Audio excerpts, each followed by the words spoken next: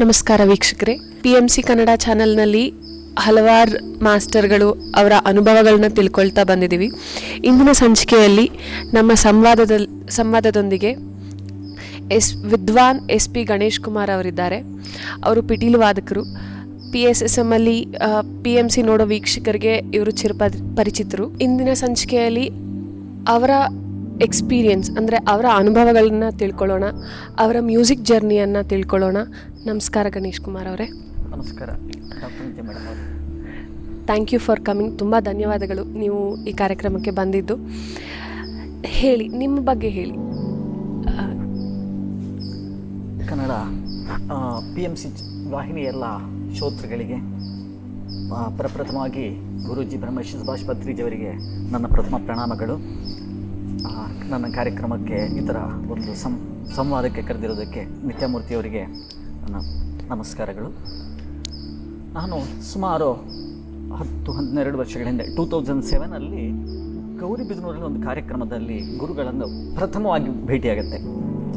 ಆ ಕಾರ್ಯಕ್ರಮದಲ್ಲಿ ಗುರುಗಳನ್ನು ನೋಡ್ತಿದ್ದ ಹಾಗೆ ನನಗೆ ಅವ್ರ ಹತ್ರ ಏನೋ ಒಂದು ವಿಶಿಷ್ಟವಾದಂತಹ ಒಂದು ವೈಶಿಷ್ಟ್ಯವನ್ನು ನಾನು ಗಮನಿಸಿದೆ. ಆನಂತರ ಕ್ರಮೇಣವಾಗಿ 1-2 ವರ್ಷದಲ್ಲಿ ನಾವು ಈ ಒಂದು ಪಿರಮಿಡ್ ಫ್ಯಾಮಿಲಿಗೆ ನಾವು ತುಂಬ ಹತ್ತಿರ ಆಗ್ತೀವಿ. ಅದರ ಒಂದು ಅವಿಭಾಗ್ಯ ಅಂಗವಾಗಿ ನಾವು ಸೇರ್ಪಡೆ ಆಗ್ತೀವಿ. ನಾವು ಆಲ್ಮೋಸ್ಟ್ 10 ವರ್ಷದ ಒಡನಾಟ ಪಿರಮಿಡ್ ಫ್ಯಾಮಿಲಿಯಲ್ಲಿ. ನಿಮ್ಮ ಬಾಲ್ಯದ ಬಗ್ಗೆ ಹೇಳಿ. ನಿಮ್ಮ ಕ್ವಾಲಿಫಿಕೇಶನ್, ನೀವು ಹುಟ್ಟಿ ಬೆಳೆದಿದ್ದು ಎಲ್ಲ ಎಲ್ಲಿ? ಮೇಡಮ್, ನಾನು ಬೇಸಿಕಲಿ ಕೇರಳ ಕರ್ನಾಟಕ ಬಾರ್ಡರ್, ಕಾಸರಗೋಡು ಡಿಸ್ಟ್ರಿಕ್ಟಲ್ಲಿ ನಾನು ಹುಟ್ಟಿದ್ದು. ನನ್ನ 7ನೇ ಕ್ಲಾಸು 10ನೇ ಕ್ಲಾಸ್ನವರೆಗೆ ಕೇರಳದಲ್ಲೇ ಕಲಿತೀನಿ ನಾನು. ಅದಾದಮೇಲೆ ಪುತ್ತೂರು ವಿವೇಕಾನಂದ ಕಾಲೇಜಲ್ಲಿ ಇಂಜಿನಿಯರಿಂಗ್ ಮುಗಿಸ್ತೀನಿ, ವಿವೇಕಾನಂದ ಇಂಜಿನಿಯರಿಂಗ್ ಕಾಲೇಜಲ್ಲಿ. ಅದಾದಮೇಲೆ ಬ್ಯಾಚುಲರ್ ಆಫ್ ಮ್ಯೂಸಿಕ್ ಮೆಡ್ರಾಸ್ ಯೂನಿವರ್ಸಿಟಿಯಿಂದ. ಅದರ ಒಟ್ಟಿಗೆ ನಾನು MS ಗೋಪಾಲಕೃಷ್ಣನ್ ಮತ್ತು MS ಅನಂತರಾಮನ್ ಅವರ ಹತ್ರ ಉನ್ನತ ಶಿಕ್ಷಣ ಪಡೀಲಿಕ್ಕೋಸ್ಕರ ಹೋಗಿರ್ತೀನಿ. ಅಲ್ಲಿ ಸುಮಾರು 4 ವರ್ಷಗಳು ಅವರ ಹತ್ರ ಗುರು ಶಿಷ್ಯ ಪರಂಪರೆಯಲ್ಲಿ ಕಲ್ತಿರ್ತೀನಿ.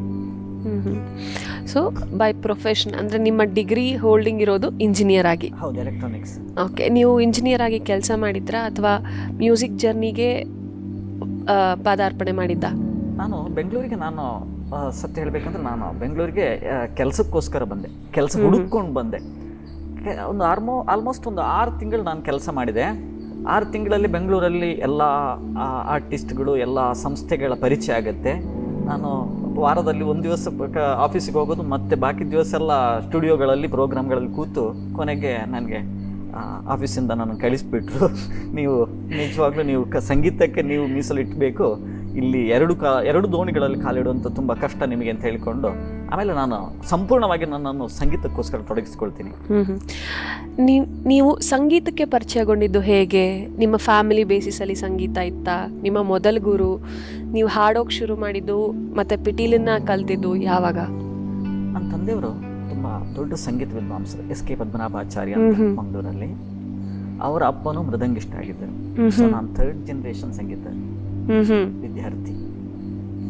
ನಾನು ಸುಮಾರು 2.5-3 ವರ್ಷದ ಅಷ್ಟಕ್ಕೆ ನಾನು ಕೆಲವೊಂದು ರಾಗಗಳು ನಾನು ಗುರುತಿಸ್ತಿದ್ದೆ ಅಂತೆ. ಯಾಕಂದರೆ ನಮ್ಮಲ್ಲಿ 24 ಗಂಟೆ ಸಂಗೀತನೇ ನಡೀತಿರುವಂಥದ್ದು. ನಮ್ಮ ತಂದೆಯವರೆಲ್ಲ ನಮ್ಮ ಥರ ಅಲ್ಲ. ಅವ್ರು ನಿಮಗೆ ಬೆಳಗ್ಗೆ ಅವರದ್ದು ಒಂದು ದಿನಚರಿಯಲ್ಲಿ 4 ಗಂಟೆ ಪೂಜೆ ಮಾಡ್ತಾರೆ. ಬೆಳಗ್ಗೆ ಅವರ ದಿನಚರಿಯಲ್ಲಿ ಲಲಿತ ಸಹಸ್ರನಾಮದಿಂದ ಸ್ಟಾರ್ಟ್ ಆಗಿಬಿಟ್ಟು ಆಮೇಲೆ ರುದ್ರಪಾರಾಯಣ ಅದಿದ್ದು ಹೇಳ್ಕೊಂಡು, ಸಪ್ತಶತಿ ಪಾರಾಯಣ ಹೇಳ್ಕೊಂಡು ಬೆಳಗ್ಗೆ 2-3 ಗಂಟೆ, ಸಾಯಂಕಾಲ 1 ಗಂಟೆ ಪೂಜೆ ಇರುತ್ತೆ. ಅದಾದ್ಮೇಲೆ ಸ್ಟೂಡೆಂಟ್ಗಳು ಬರ್ತಿರ್ತಾರೆ, ಅವ್ರಿಗೆ ಕ್ಲಾಸು.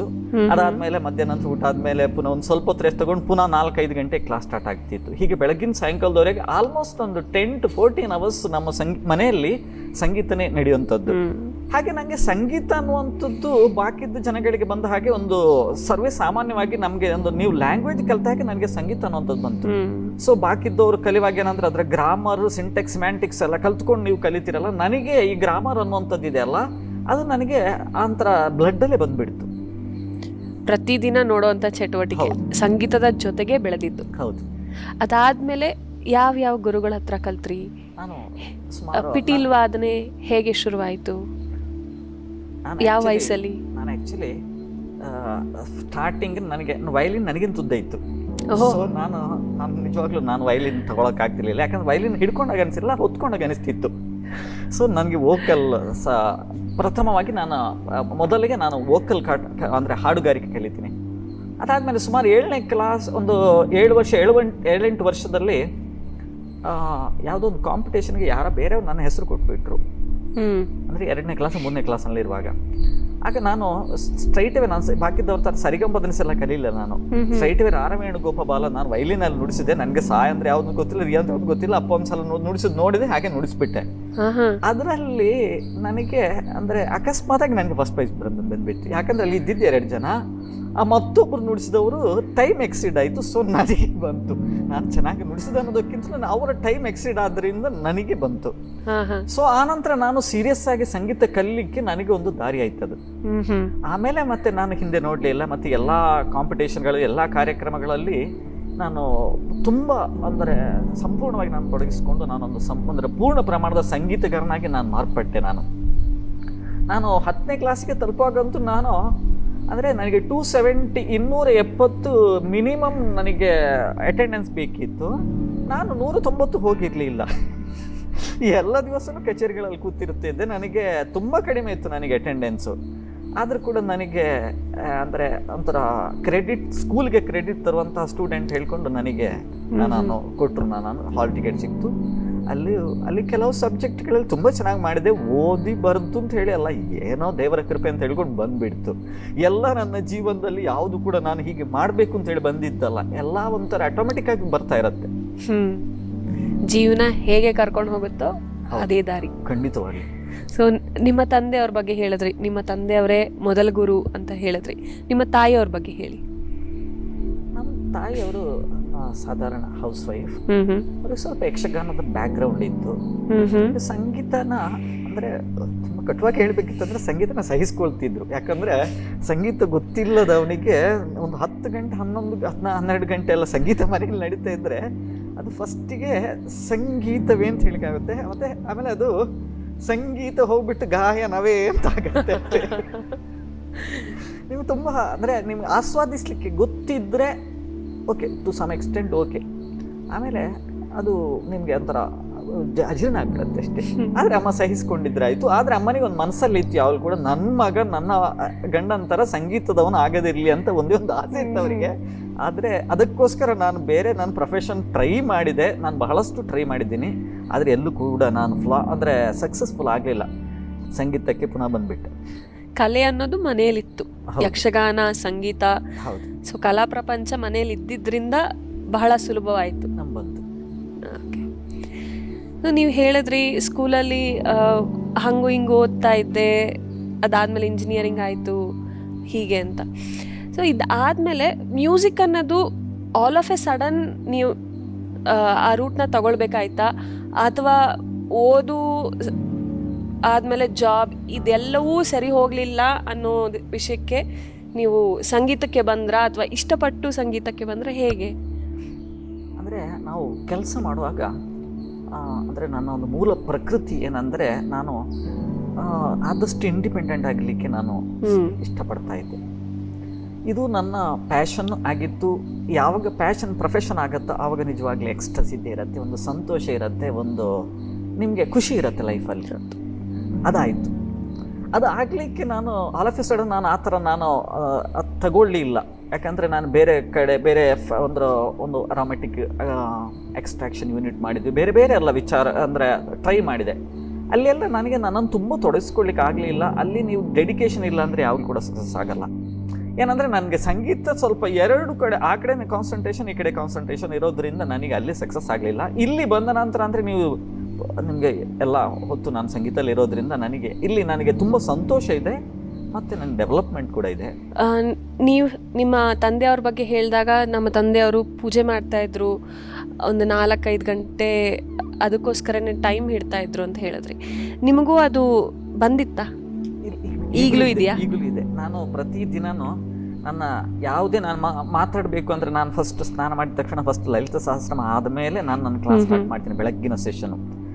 ಅದಾದಮೇಲೆ 10 to 12 ನಾನು ಯಾವಾಗಲೂ ಸಪ್ತಶತಿ ಪಾರಾಯಣಕ್ಕೋಸ್ಕರನೇ ಇಟ್ಟಿರ್ತೀನಿ. ಅದಾದಮೇಲೆ ನನ್ನ ಊಟ, ಅದಾದಮೇಲೆ ಮತ್ತೆ ಪುನಃ ಸಾಯಂಕಾಲದ ಸೆಷನು. ಇದು ನನ್ನ ದಿನಚರಿ. ಓಕೆ. ಪೂಜೆ, ಆಧ್ಯಾತ್ಮಿಕತೆ ಅನ್ನೋದು ಮುಂಚೆಯಿಂದ ಬಂದಿದೆ. ಹೌದು ಹೌದು. ಓಕೆ. ನೀವು ಧ್ಯಾನ ಮಾಡ್ತೀರಾ ಹೌದು. ಅಲ್ಲ, ಇದಕ್ಕೆ ಮುಂಚೆಗೂ ಈಗ ಧ್ಯಾನಕ್ಕೆ ಬಂದ ಮೇಲೆ ಆಧ್ಯಾತ್ಮಿಕತೆಗೂ ಏನಾದರೂ ಡಿಫ್ರೆನ್ಸ್ ಅನ್ನಿಸ್ತಿದೆಯಾ? ನನಗೆ ಧ್ಯಾನ ಅನ್ನುವಂಥದ್ದು PMCಗಿಂತ ಮೊದಲು ನನಗೊಂದು ಸ್ವಲ್ಪ ಪರಿಚಯ ಇತ್ತು. ಯಾಕಂದರೆ ನಾವು ಈ ಸಣ್ಣ ಸಣ್ಣ ಹೋಮಗಳನ್ನು ದಿನ ಮನೆಯಲ್ಲಿ ಮಾಡ್ತಾ ಇರ್ತೀವಿ. ಈ ಹೋಮ ಅನ್ನುವಂಥದ್ದು ಅದರಲ್ಲಿ ಒಂದು 5 ಅಂಗಗಳಿರುತ್ತೆ. ಒಂದು ನಿಮ್ಮ ಸಂಕಲ್ಪ, ಆಮೇಲೆ ಒಂದು ಸಂಹಿತೆ, ಆಮೇಲೆ ಒಂದು ನಿಮ್ಮ ಧ್ಯಾನ ಇರುತ್ತೆ. ಈ ಥರ ಅಂಗಗಳಿರೋದ್ರಿಂದ ಅಲ್ಲಿ ನಿಮಗೆ ಎಲ್ಲ ಪೂರ್ಣಾಹುತಿ ಎಲ್ಲ ಆದಮೇಲೆ ನೀವೊಂದು 5 ರಿಂದ 10 ನಿಮಿಷ ನೀವು ಮೆಡಿಟೇಷನ್ ಮಾಡಿಕೊಂಡು ದೇವರ ಹತ್ರ contact, that is the appointment with god ಅಂತ ನಾವು ತಿಳ್ಕೊಂಡಿರ್ತೀವಿ. ನಾನು ಇವಾಗಲೂ ಕೂಡ ಇಲ್ಲಿ ಕೂಡ ನಾನು ತಿಳ್ಕೊಂಡಿರೋದು ಅಂತ ಅಷ್ಟೇ. ನಾನು ಧ್ಯಾನ ಅನ್ನುವಂಥದ್ದು ನೀವು ಇನ್ನರ್ ಜರ್ನಿ ಅಂತ ಹೇಳ್ತೀರಿ, ನೀವು ರೆಸ್ಟ್ಫುಲ್ನೆಸ್ ಅಂತ ಹೇಳ್ತೀರಿ, ಮೈಂಡ್ಫುಲ್ನೆಸ್ ಅಂತ ಹೇಳ್ತೀರಿ. ಆದರೆ ನಾನು ತಿಳ್ಕೊಂಡಿರುವಂಥದ್ದು it's appointment with the creator ಅಂತ ಹೇಳಿಕೊಂಡು, ನನ್ನ ಯಾವುದೇ ದುಮ್ಮಾನಗಳಿದ್ರೂ ಕೂಡ ನಾನು ಆ ಕನೆಕ್ಷನ್ಗೆ, ನಾನು ಹೈಯರ್ ಕಾನ್ಷಿಯಸ್ನೆಸ್ಗೆ ನಾನು ಕನೆಕ್ಟ್ ಆದಾಗ ನಾನು ಜೀರೋ ಆಗ್ತೀನಿ. ನನ್ನ ಎಲ್ಲ ಮಿಸರೀಸನ್ನು, ನನ್ನ ಎಲ್ಲ ಟೆನ್ಷನನ್ನು, ನಾನು ಯಾವುದೇ ನನಗೆ ಪ್ರಾಬ್ಲಮ್ಸ್ ಇದ್ರೂ ಕೂಡ ಸಾಲ್ವ್ ಆಗಲಿಕ್ಕೆ ನನಗೆ ಇದೊಂದೇ ಮಾರ್ಗ. ಯಾವಾಗಿಂದ ಈ ರೀತಿ ಅನ್ಸಕ್ಕೆ ಶುರು? ಅಂದರೆ ನೀವು ಈಗ ಹೇಳಿದ್ರೆ ಅಲ್ಲ, ನಾನು ಡೈರೆಕ್ಟ್ ದೇವ್ರ ಹತ್ರ ಕಾಂಟ್ಯಾಕ್ಟಲ್ಲಿ ಇರ್ತೀನಿ, ನಮ್ಮ ಕ್ರಿಯೇಟರ್ ಜೊತೆ ಕಾಂಟ್ಯಾಕ್ಟಲ್ಲಿ ಇರ್ತೀವಿ, ಈ ರೀತಿ ನೀವು ಎಕ್ಸ್ಪ್ರೆಸ್ ಮಾಡಿದ್ರಿ ಅಲ್ಲ, ಇದು ಯಾವಾಗಿಂದ ನಿಮಗೆ ಅನ್ಸೋದಕ್ಕೆ ಶುರುವಾಗಿತ್ತು? ಚಿಕ್ಕ ವಯಸ್ಸಿಂದನೇ ಈ ಅಂಡರ್ಸ್ಟ್ಯಾಂಡಿಂಗ್ ಇತ್ತಾ, ಅಥವಾ ಇತ್ತೀಚೆಗೆ ಬಂದಂತಹ ಈ ವಿಚಾರಗಳ? ಖಂಡಿತವಾಗ್ಲೂ ಇತ್ತೀಚೆಗೆ ಬಂದ ವಿಚಾರನೆ.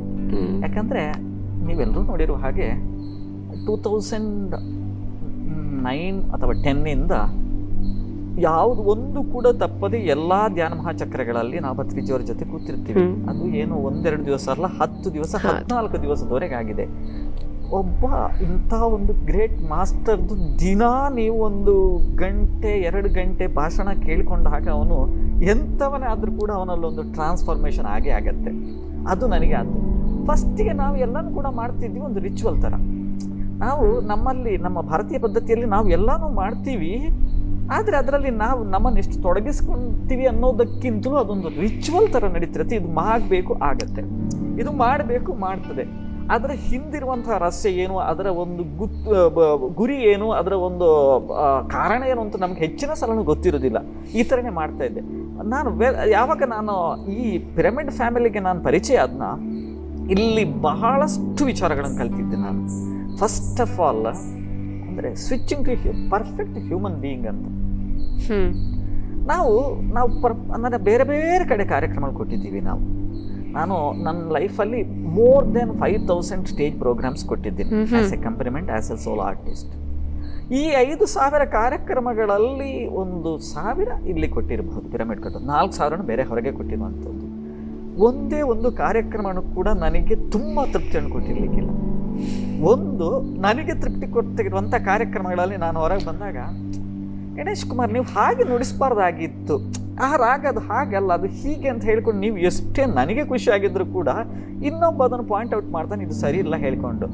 ನಮ್ಮದ್ರಲ್ಲಿ ಏನಂದರೆ ನಮ್ಮಲ್ಲಿ ಒಂದು ಹೆಗ್ಗಳಿಕೆ ಅಂತ ಕಾಣಿಸ್ತದೆ. ಅದು ನಾನು ನಿಮ್ಮಲ್ಲಿರುವಂಥ ಒಂದು ಸಣ್ಣ ತಪ್ಪನ್ನು ನಾನು ಎದ್ದು ತೋರಿಸಿದಾಗ ನನಗೂ ಸಂಗೀತ ಗೊತ್ತು ಅಂತ ಹೇಳ್ಕೊಂಡು ಒಂದು ತೋರಿಸ್ಕೊಳ್ಳೋಕ್ಕಾಗತ್ತೆ. ಅಲ್ಲಿ ಏನೊಂದು ನನಗೊಂದು ಅದರಲ್ಲೊಂದು ಖುಷಿ. ಈ ಥರ ಕಾರ್ಯಕ್ರಮಗಳು ಬಹಳಷ್ಟು ಕೊಟ್ಟಿದ್ದೆ. ಆದರೆ ಇಲ್ಲಿ ಬಂದ ನಂತರ ನನಗೆ ತುಂಬ ಸೂಕ್ಷ್ಮವಾಗಿ ಗಮನಿಸುವಂಥದ್ದು, ನಾನು ಶ್ರೀಗಣನಾಥ ನುಡಿಸಿದ್ದೀನಿ ಸ್ಟೇಜಲ್ಲಿ, ರಾರವೇಣುಗೋಪಾಲ ನುಡಿಸಿದ್ದೀನಿ. ಇದನ್ನು ನುಡಿಸಿದಾಗ ನಾನು ಹೊರಗೆ ಬಂದಾಗ ತುಂಬ ಜನ ಶೇಖಂಡ್ ಕೊಟ್ಬಿಟ್ಟು ಮಿನಿಮಮ್ ನಾನು ಧ್ಯಾನ ಮಹಾಚಕ್ರಗಳಲ್ಲಿ ಒಂದು ದಿವಸ 1,000ಕ್ಕಿಂತ ಕಡಿಮೆ ಜನ ಯಾವಾಗಲೂ ನಾನು ಭೇಟಿಯಾಗಿಲ್ಲ. ಅಷ್ಟು ಮಿನಿಮಮ್ ಅಷ್ಟು ಜನ ನಾನು ಮಾತಾಡಿಸ್ತಾರೆ. ಇಂತಹ ಪ್ರೀತಿಯನ್ನು ನೀವು ಎಲ್ಲಿ ಹೋದರೂ ಸಿಗಲಿಕ್ಕೆ ಸಾಧ್ಯನೇ ಇಲ್ಲ. ನಾವು ಬೇರೆ ಕಾರ್ಯಕ್ರಮಗಳಲ್ಲಿ ಏನಂದರೆ ಕಾರ್ಯಕ್ರಮ ಆಯಿತು, ಎದ್ದು ಹೊರಗೆ ಬಂದ ನಂತರ ನಾವು ಮತ್ತೊಬ್ಬನನ್ನು ನೋಡಲ್ಲ, ಅವರು ನಮ್ಮನ್ನು ನೋಡಲ್ಲ, ನಮ್ಮ ದಾರಿ ನಮಗೆ ಅವ್ರ ದಾರಿ. ಆದರೆ ಇಲ್ಲಿ ಹ್ಯೂಮನ್ ರಿಲೇಷನ್ಶಿಪ್ ಇದೆಯಲ್ಲ, ಅಲ್ಲಿ ನಾವು ಪ್ರತಿಯೊಬ್ಬ ಮನುಷ್ಯನನ್ನು ಇಲ್ಲಿ ನೀವು ಅಹಂ ಬ್ರಹ್ಮಾಸ್ಮಿ ತತ್ವಮಸಿ ಅಂತ ಹೇಳ್ಕೊಂಡು ನಾವು ಹೇಳೋದು ಮಾತ್ರ ಅಲ್ಲ, ಇಲ್ಲಿ 100% ಇವರು ಅವರ ಜೀವನದಲ್ಲಿ ಅಳವಡಿಸ್ಕೊಂಡಿದ್ದಾರೆ ಅಂತ ಹೇಳ್ಕೊಂಡು ನಮಗೆ ನೋಡ್ಲಿಕ್ಕಾಗತ್ತೆ. ಇಲ್ಲಿ ನೀವು ಮತ್ತೊಬ್ಬನನ್ನು ಮಾತಾಡಿಸುವಾಗ ಅವನೊಂದು ಫಲಾಪೇಕ್ಷೆ ಇಲ್ಲದೆ ಮಾತಾಡಿಸ್ತಾನೆ. ನೀವು ಹೊರಗಿನ ಪ್ರಪಂಚದಲ್ಲಿ ಏನಾಗುತ್ತೆ ಅಂದರೆ, ನಾನು ನಿಮ್ಮ ಹತ್ರ ಮಾತಾಡಬೇಕಂದ್ರೆ ಅದರ ಹಿಂದೆ ನನಗೊಂದು ಉದ್ದೇಶ ಇರುತ್ತೆ. ಇವನ ಹತ್ರ ಮಾತಾಡೋದ್ರಿಂದ ನನಗೆ ನಾಳೆ ಯಾವುದೋ ಒಂದು ಕೆಲಸ ಆಗತ್ತೆ ಅನ್ನುವಂಥದ್ದು. ಇಲ್ಲಿ ಆ ಥರ ಏನೂ ಇಲ್ಲ. ಏನಂದರೆ ನಿನ್ನಲ್ಲಿರುವಂತಹ ಒಂದು ದೈವತ್ವನ ಗಮನಿಸಿಕೊಂಡು ನಾನು ನಿಮ್ಮ ಹತ್ರ ಮಾತಾಡ್ತೀನಿ. ಇದು ನಿಮಗೆ ಒಂದು ಸಾಧಾರಣವಾಗಿ ಸಿಗುವಂತಹ ಒಂದು ವಿಚಾರ ಅಲ್ಲ ಇದು. ಇಲ್ಲಿ ಬಂದ ನಂತರ ಮತ್ತೆ ಅದನ್ನು ಬರೀ ಕೇಳೋದ್ರಿಂದಲೂ ನಿಮಗೆ ಅದು ನಿಮ್ಮ ಜೀವನದಲ್ಲಿ ಅಳವಡಿಸ್ಕೊಳ್ಳಿಕ್ಕೆ ಆಗೋದಿಲ್ಲ. ನೀವು ಇಂತಹ ಜನಗಳ ಜೊತೆ ನೀವು ಇಷ್ಟು ವರ್ಷ ಒಡನಾಟದಿಂದ ನಾನು ಅದನ್ನು ಮೈಗೂಡಿಸ್ಕೊಂಡಿದ್ದೀನಿ. ನಾನು ಇವಾಗ ನೀವು ನಾನು ಬರೀ ಮನುಷ್ಯನ ಹತ್ರ ಮಾತ್ರ ಅಲ್ಲ, ಯಾವಾಗ ಪ್ರಾಣಿಗಳ ಹತ್ರನೂ ಕೂಡ ನನಗೊಂಥರ ಆ ಒಂದು ಪ್ರೀತಿ ಅನ್ನುವಂಥದ್ದು, ಅದು ಒಂದು ನನ್ನನ್ನು ಯಾವ ಸೃಷ್ಟಿಸಿದನೋ ಇವನೇ ಅದನ್ನು ಸೃಷ್ಟಿಸಿದಾನೆ ಅನ್ನುವಂತಹ ಒಂದು ದೊಡ್ಡ ಸತ್ಯನ ನಾನು ಇಲ್ಲಿ ತಿಳ್ಕೊಂಡಿದ್ದೀನಿ. ನಾನು ಮತ್ತಿನ್ನೊಂದು, ನೀವು ಎಲ್ರಿಗಳಿಗೂ ಬರುವಂಥದ್ದೇ ಟೆನ್ಷನ್ಸ್ ಇರಬಹುದು, ನಮ್ಮದೇ ಆದಂತಹ ಏನಂದರೆ ನಮಗೆ ಟೆನ್ಷನ್ಸ್ ಏನಂದರೆ ಈ ಒಂದು ಕಾರ್ಯಕ್ರಮಕ್ಕೆ ಹೋಗ್ತೀವಿ, ಅದರ ಏನಾಗತ್ತೆ ಅನ್ನೋಂಥದ್ದು, ಸಕ್ಸಸ್ ಆಗುತ್ತೋ ಕೆಲವು ಸಲ ಫ್ಲಾಪ್ ಆಗುತ್ತೆ, ಎಲ್ಲನೂ ಪರ್ಫೆಕ್ಟ್ ಆಗಿ ನೋಡ್ಕೊಂಡು ಇವತ್ತು ನಾನು ಫುಲ್ಲು ಸಕ್ಸಸ್ಸೇ ಹೊಡಿಬೇಕು ಅಂತ ಹೇಳಿ ಕೂತಿರ್ತೀನಿ, ಫಸ್ಟಲ್ಲೇ ಫ್ಲಾಪ್ ಆಗಿರ್ತೀನಿ. ಯಾಕೆಂದರೆ ನನ್ನ ಚಿತ್ತ ಅಲ್ಲ ಅದು ದೈವ ಚಿತ್ತ ಅದು.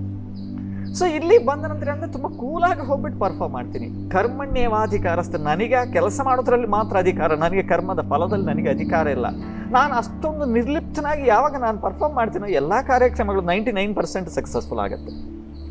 ಆಮೇಲೆ ಇಲ್ಲಿ ಬಂದ ನಂತರ ನಾನು ತುಂಬ ಕಲ್ತಿರುವಂತಹ ಒಂದು ಸಂಗೀತದ ಇನ್ನೊಂದು ಆಯಾಮ ಏನು ಅಂದರೆ ಥೆರಾಪೆಟಿಕಲ್ ವ್ಯಾಲ್ಯೂಸ್ ಆಫ್ ಮ್ಯೂಸಿಕ್ ಅಂತ ಹೇಳಿಕೊಂಡು, ಸಂಗೀತ ಅನ್ನುವಂಥದ್ದು ಮೂಲಭೂತವಾಗಿ ಅದು ಸಂಗೀತ. ನೀವು ನಾವು ಒಂದು ಒಳ್ಳೆ ಶ್ಲೋಕದಲ್ಲಿ ಹೇಳ್ತೀವಿ, ನಾವು ಶಿಶುರ್ವೇತಿ ಪಶುರ್ವೇತಿ ವೇತಿ ಘಾನ ರಸಂಪಣಿ ಅಂತ ಹೇಳ್ಕೊಂಡು ಹೇಳ್ತೀವಿ. ಸಂಗೀತ ಅನ್ನುವಂಥದ್ದು ನಿಮಗೆ ಬರೀ ಮನುಷ್ಯನಿಗೆ ಮಾತ್ರ ಅಲ್ಲ, ಅದು ಸರ್ಪವನ್ನು ಕೂಡ, ಮಗುವನ್ನು ಕೂಡ, ಯಾವುದನ್ನು ಕೂಡ ನಿಮಗೆ ಮೆಸ್ಮರೈಸ್ ಮಾಡುವಂಥ ಒಂದು ಕೆಪಾಸಿಟಿ ಇದೆ ಅಂತ ಹೇಳ್ಕೊಂಡು, ಅದು ಯಾಕೆ ಅನ್ನುವಂಥದ್ದನ್ನು ಹೇಳ್ತೀನಿ ನಾನು. ನಮ್ಮ ಶರೀರದಲ್ಲಿ ನಾನು ನಿನ್ನೆನೂ ಕೂಡ ನಾನು ಭಾಷಣದಲ್ಲಿ ಹೇಳಿದೆ, ನಾನು ಈ ಮನುಷ್ಯ ಶರೀರ ಅನ್ನುವಂಥದ್ದು ಸ್ಥೂಲ ಮತ್ತು ಸೂಕ್ಷ್ಮ ಶರೀರಗಳ ಒಂದು ಗೂಡಿದಾಗ ಅದೊಂದು ಮನುಷ್ಯ ಆಗಿ ಅವನು ಮಾರ್ಪಾಡ್ತಾನೆ. ಅವನು ಸಂಪೂರ್ಣವಾಗಿ ಮನುಷ್ಯ ಅಂದರೆ ಅವನು ತಿಳ್ಕೋಬೇಕು, ನಾನು ಸ್ಥೂಲ ಮತ್ತು ಸೂಕ್ಷ್ಮ ಶರೀರಗಳ ನಾನು ಹೊಂದಾಣಿಕೆ ನಾನು ಅಂತ ಹೇಳಿಕೊಂಡು.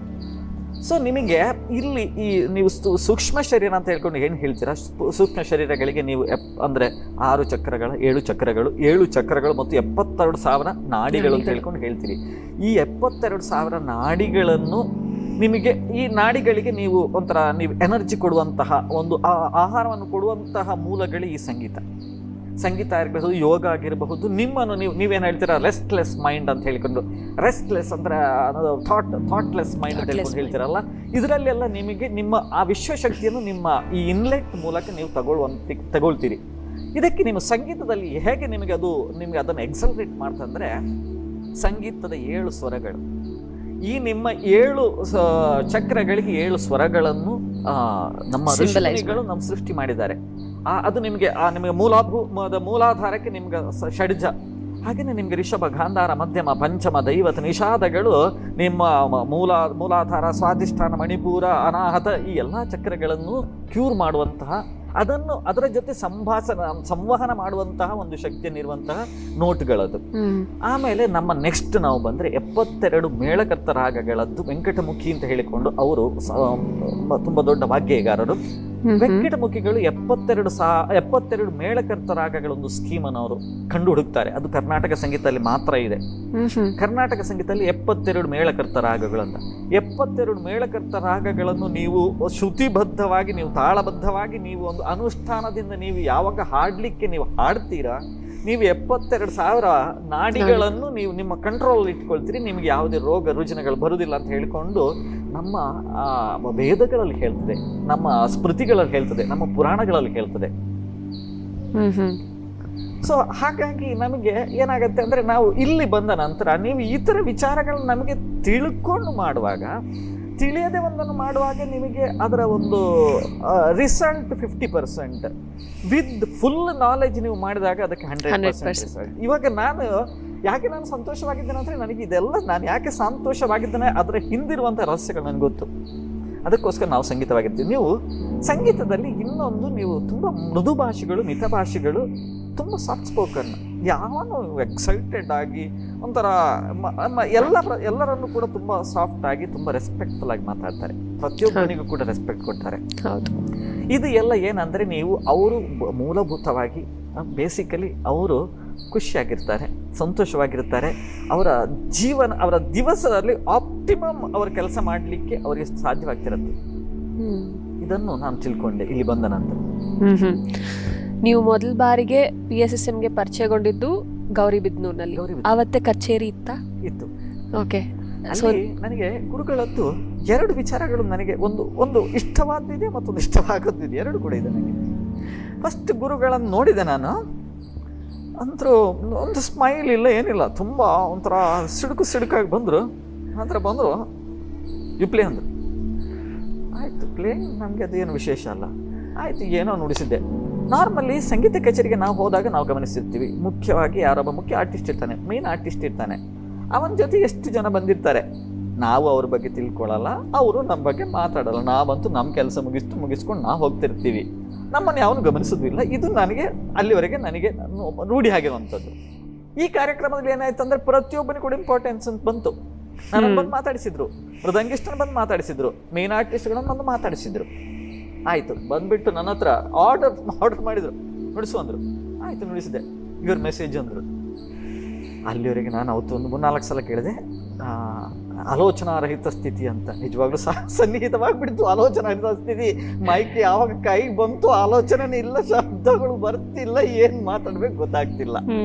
ಅದು ನನಗೆ ನನ್ನಲ್ಲಿರುವಂತಹ ಒಂದು ಅದು ನ್ಯೂನತೆ ಅಂತ ಹೇಳ್ಕೋಬಹುದು. ನನಗೆ ಸ್ಟೇಜಲ್ಲಿ ಮಾತಾಡುವಂಥ ಕೆಪಾಸಿಟಿ ಇರಲಿಲ್ಲ. ನಾನು ಯಾವಾಗಲೂ ನನ್ನನ್ನು 10ನೇ ಕ್ಲಾಸಲ್ಲಿ ಒಂದ್ಸಲ ಏನೋ ಮಾತಾಡಬೇಕಾಗಿತ್ತು, 2 ಲೈನ್ ಬರ್ಕೊಂಡು ಹೋಗಿದ್ದೆ. ಅದನ್ನು ಕನ್ನಡದಲ್ಲಿ ಬರೆದದ್ದನ್ನು 50 ತಪ್ಪು ಮಾಡಿಕೊಂಡು ಏನೇನೋ ಓದ್ಬಿಟ್ಟು ಒದ್ರಿಬಿಟ್ಟು ಬಂದಿದ್ದೆ. ಆದರೆ ಇಲ್ಲಿ ಬಂದ ನಂತರ ನಾನು ಮಾತಾಡೋವಂಥದ್ದು ನಾನು ಕಲಿತೆ. ಮಾತಾಡಲೇಬೇಕಾಯ್ತು ನಾನು. ನೀನು ಯಾವ ವಿಚಾರನ ನೀವು ಸುಮ್ಮನೆ ಇವಾಗ ನೀವು ಕೂತಿದ್ದೀರಿ, ನಿಮ್ಮ ಹತ್ರ ನಾನು ನಿಮಗೆ ಗೊತ್ತಾಗದಿರುವಂಥ ಯಾವುದೋ ಒಂದು ವಿಚಾರನ ನಾನು ಅರ್ಧ ಗಂಟೆನ 1 ಗಂಟೆನ ಮಾತಾಡ್ತೀನಿ. ನೀವು ಎಷ್ಟು ಅನುಭವಿಸ್ತೀರಿ, ನಾನೇನಷ್ಟು ಅನುಭವಿಸ್ತೀನಿ. ಇವಾಗ ಒಂದು ರೆಸಿಪ್ರೊಕೇಷನ್ ಇದ್ರೆ ಮಾತ್ರ ಆ ಕೆಲಸಕ್ಕೆ ಒಂದು ಸಂಪೂರ್ಣತೆ ಬರುತ್ತೆ, ಒಂದು ಎಕ್ಸೈಟ್ಮೆಂಟ್ ಇರುತ್ತೆ. ಇವಾಗ ನಾನಿಲ್ಲಿ ಏನೋ ಮಾತಾಡ್ತೀನಿ, ನಾನು ಸ್ಪ್ಯಾನಿಷ್ ಮಾತಾಡ್ತೀನಿ, ನಿಮಗೆ ಸ್ಪ್ಯಾನಿಷ್ ಅರ್ಥ ಆಗಲ್ಲ, ಬಿಡಿ, ನಮ್ಮ ಊರಿನ ಭಾಷೆ ತುಳು ನಿಮ್ಮ ಹತ್ರ ಕೂತ್ಕೊಂಡು ನಾನು ಅರ್ಧ ಗಂಟೆ ಮಾತಾಡಿದ್ರೆ ಇಟ್ಕೊಂಡು ನಿಮ್ಗೇನು ಅರ್ಥ ಆಗತ್ತೆ. ಇದೇ ಥರ ಆಗ್ತಿತ್ತು ನಮ್ಮ ಎಲ್ಲ ಕಚೇರಿಗಳು. ನಾವು ಬಂದೆ, ಆಯಿತು ವಾತಾಪಿ ಗಣಪತಿ, ಆಯಿತು ವಾತಾಪಿ ಗಣಪತಿ ಅನೌನ್ಸ್ಮೆಂಟ್ ಮಾಡಬೇಕಂದ್ರೆ, ಹೌದು, I am going to present Vatapi Ganapati, ಇದು ಇಂಥ ರಾಗ, ಇಂಥ ತಾಳ. ಹೌದು, ಯಾವ ಸಾಧಾರಣ ಜನಕ್ಕೆ ಯಾವ ರಾಗನೂ ಗೊತ್ತಿಲ್ಲ, ಯಾವ ತಾಳನೂ ಗೊತ್ತಿಲ್ಲ, ಯಾವ ಕಂಪೋಸರ್ ಅನ್ನೋಂಥದ್ದು ಗೊತ್ತಿರೋದಿಲ್ಲ. ಇಲ್ಲಿಗೆ ಬಂದ ನಂತರ ಏನಾಯಿತು ಅಂದರೆ, ಗುರುಗಳು ಹೇಳಿದ್ರು, ನೀನು ಏನು ಮಾಡ್ತೀನಿ ಅನ್ನೋದನ್ನು ಫಸ್ಟ್ ನೀನು ಹೇಳು, ಜನಗಳಿಗೆ ಗೊತ್ತಾಗಲಿ. ಆವಾಗ ಅವ್ರು ರೆಡಿ ಆಗ್ತಾರೆ, ಟ್ಯೂನ್ ಮಾಡ್ಕೊಳ್ತಾರೆ ಅವರ ಕಿವಿಗಳನ್ನು. ಸರಿ, ಇಲ್ಲಿ ಕೇಳದಿರುವಂಥದ್ದು ಅವ್ರು ಸಂಗೀತದಲ್ಲಿ ಯಾವುದೂ ಯಾರದು ಕೇಳದಿರೋದಿಲ್ಲ. ನಾವು ಪ್ರಸ್ತುತಪಡಿಸುವಂತಹ ರೀತಿಗಳು ವಿಭಿನ್ನ ಹೊರತು ಎಲ್ಲನೂ ಎಲ್ರಿಗೂ ಗೊತ್ತು. ಇಲ್ಲಿ ನೀವು ಸಂಗೀತ ಅರ್ಥ ಆಗೋದಿಲ್ಲ ಅಂತ ಹೇಳ್ಕೊಂಡು ನಾವು ತುಂಬ ಕಡೆ ಹೇಳ್ತಿರ್ತೀವಿ, ಏನೂ ಇಲ್ಲ. ನಾನು ಋಷಿಕೇಶದಲ್ಲಿ ಪತ್ರಿಜಿಯವರು ಎಂದರೋ ಮಹಾನುಭಾವರು ತೆಲುಗು ಸಾಹಿತ್ಯ ಹಾಡ್ತಿರುವಾಗ ಪಂಜಾಬಿ ಲೇಡಿ ಅಳ್ತಿರೋದು ನೋಡಿದ್ದೀನಿ. ನಿಮಗೆ ಅರ್ಥ ಆಗೋದಿಲ್ಲ ಅಂತ ಹೇಳುವಂಥದ್ದು, ಸಂಗೀತಕ್ಕೆ ಭಾಷೆ ಇಲ್ಲ. ಸಂಗೀತ ಅನ್ನುವಂಥದ್ದು ನಿಮ್ಮ ಎಕ್ಸ್ಪ್ರೆಷನ್ನ ಲ್ಯಾಂಗ್ವೇಜ್. ಅದು ಯಾವನನ್ನು ಕೂಡ ನೀವು ಶಿಶುರ್ವೇತಿ ಪಶುರ್ವೇತಿ ಅಂದ ಮೇಲೆ ನಿಮಗೆ ಮನುಷ್ಯ ಇನ್ನೂ ಕೂಡ ಉತ್ಕೃಷ್ಟವಾದಂತಹ ಒಂದು ಕ್ರಿಯೇಚರ್ ಅವನು, ಜೀವಿಯವನು. ಅದಕ್ಕೆ ಅರ್ಥ ಆಗತ್ತೆ. ಸಂಗೀತದಲ್ಲಿ ನಾವು ತಿಳ್ಕೊಳ್ಬಾರ್ದು. ನಾವು ಸಂಗೀತ, ಕರ್ನಾಟಕ ಸಂಗೀತ ಬರೇ ಸೌತಿಗೆ, ನಾರ್ತ್ ಹಿಂದೂಸ್ತಾನಿ ಬರೇ ನಾರ್ತಿಗೆ, ನಿಮಗೆ ವೆಸ್ಟರ್ನ್ ಮ್ಯೂಸಿಕ್ ಬರೇ ಫಾರಿನಿಗೆ ಅಂತ ಹೇಳಿ. ಸಂಗೀತ ಎಲ್ಲಾನು ಒಂದೇ, ಸರಿಗಮ ಪದನಿ. ನಾವು ಸರಿಗಮ ಪದನಿ ಅಂತಾರೆ, ನೀವು ಹಿಂದೂಸ್ತಾನಿಗೆ ಹೋದರೆ ಸರೇಗಮ ಪದನಿ ಅಂತಾರೆ, ನೀವು ವೆಸ್ಟರ್ನ್ಗೆ ಹೋದರೆ ದೋರೆ ಮೀಫಾ ಸೋಲಾ ಸಿದ್ಧ ಅಂತಾರೆ, ಚೈನೀಸಿಗೆ ಹೋದರೆ ಇನ್ನೊಂದು ಹೇಳ್ತಾರೆ. ಎಲ್ಲಾನು ಕೂಡ ನೀವು ಒಂದು ವೈಲಿನಲ್ಲಿ ನುಡಿಸಿದ್ರೆ ಅದು ನಿಮಗೆ ದೊರೆ ಮೈಫ್ ಅಂತಲೂ ಕೇಳಿಸೋದಿಲ್ಲ, ಅದು ಎಲ್ಲಾನು ಕೂಡ ಸರಿಗಮ ಪದನಿ ಅನ್ನೋಂತಹ ನೋಟ್ಗಳೇ ಕೇಳಿಸ್ತಿರುತ್ತೆ. Only the frequency difference. ನೀವು ಸಂಗೀತನ ನೀವು ವಿಭಿನ್ನ ತರಂಗಗಳು ಉಳ್ಳಂತಹ ಒಂದು ಗುಚ್ಛ ಅಂತ ತಿಳ್ಕೋಬೇಕು ಹೊರತು ಇದೊಂದು ಇಂಥ ಲ್ಯಾಂಗ್ವೇಜ್ಗೆ ಸೀಮಿತಪಡಿಸಬಾರ್ದು. ಆವಾಗ ನಿಮಗೆ ಸಂಗೀತನ ಅನುಭವಿಸ್ಲಿಕ್ಕಾಗತ್ತೆ. ಸಂಗೀತದಲ್ಲಿ ಲ್ಯಾಂಗ್ವೇಜ್ ಅನ್ನುವಂಥದ್ದು ತುಂಬಾ ಅಷ್ಟೊಂದು ಇಂಪಾರ್ಟೆಂಟ್ ಅಲ್ಲ. ಅದು ನಿಮಗೆ ಏನು ಸಾಹಿತ್ಯವನ್ನು ಹಿಂಬಾಲಿಸುವಂತಹ ಆ ಟ್ಯೂನ್ ಇದೆಯಲ್ಲ, ಅದು ಇಂಪಾರ್ಟೆಂಟ್. ನೀವು ನಾಟಿ ಬದುಕು ನಾಟಕಮೋ, ಇಲ್ಲಿ ನಿಮಗೆ ಸಾಹಿತ್ಯ ನಿಮ್ಗಿರಬಹುದು, ಆದರೆ ಆ ಟ್ಯೂನ್ ನೀವು ಅಲ್ಲಿ ನಾನು ನೋಡ್ಸಾಗ ನಿಮ್ಗೆ ಸಾಹಿತ್ಯ ಕೇಳಿಸೋದಿಲ್ಲ. ಆದ್ರೆ ನೀವು ಸಂತೋಷ ಪಟ್ಟೆ ಪಡ್ತೀರಿ. ಎಂದರೋ ಮಹಾನುಭಾವ ಅಂತ ಹೇಳುವಾಗ, ಎಂದರೋ ಮಹಾನುಭಾವರು, ನಮ್ಮನ್ನು ಕೂಡ ಮಹಾನುಭಾವರು ಅನ್ನೋಂಥವನ್ನು ತಿಳ್ಕೊಂಡು ನಮಸ್ಕಾರ ಮಾಡ್ತೀರಿ ಅಂತ ಹೇಳ್ಕೊಂಡು ಖುಷಿ ಪಡ್ತಿದ್ದೀರಿ. ಸೊ ಸಂಗೀತದಲ್ಲಿ ಸಂಗೀತ ಅನ್ನೋದಕ್ಕಿಂತ ಮಾತು ಮತ್ತು ಧಾತು ಅಂತ ಹೇಳ್ತೀವಿ, ಅಲ್ಲಿ ಧಾತುಗೆ ತುಂಬಾ ಇಂಪಾರ್ಟೆನ್ಸ್ ಇದೆ. ಅಂದ್ರೆ ಸಂಗೀತ ಅನ್ನುವಂಥ ಧಾತು, ಮಾತು ಅಂದ್ರೆ ಸಾಹಿತ್ಯ.